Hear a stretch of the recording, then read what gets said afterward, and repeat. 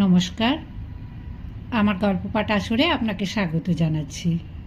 আজ আমি পড়ে শোনাচ্ছি সাহিত্যিক বলাইচাঁদ মুখোপাধ্যায়ের সংক্ষিপ্ত জীবনী। বলাইচাঁদ মুখোপাধ্যায়ের ছদ্মনাম ছিল বনফুল। তিনি 19 জুলাই 1899 খ্রিস্টাব্দে বিহারের পূর্ণিয়া জেলায় মণিহারিতে এক শিক্ষিত মধ্যবিত্ত পরিবারে জন্মগ্রহণ করেছিলেন। ছাত্র হিসেবে ছিলেন উত্তম। 1927 খ্রিস্টাব্দে পাটনা মেডিকেল কলেজ থেকে ডাক্তারি পাশ করেন।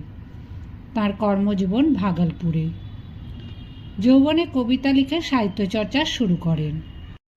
তারপর তিনি ব্রতী হন গদ্য সাহিত্য রচনায়। বহু গ্রন্থের তিনি লেখক। স্থাবর ও জঙ্গম এই দুই খণ্ডে মানবজাতির ইতিহাস উপন্যাসের ঢঙে লিখেছেন। বনফুলের মূল কৃতিত্ব ছোট গল্প লেখায়, যার মধ্যে অনেকগুলি অনুগল্পের সমান। 1962 খ্রিস্টাব্দে হাটে বাজারে উপন্যাসের জন্য পেয়েছেন রবীন্দ্র পুরস্কার। 1976 খ্রিস্টাব্দে ভারত সরকার তাঁকে পদ্মভূষণ উপাধি দিয়ে সম্মানিত করেন। 9 ফেব্রুয়ারি 1979 খ্রিস্টাব্দে তাঁর জীবনাবসান ঘটে।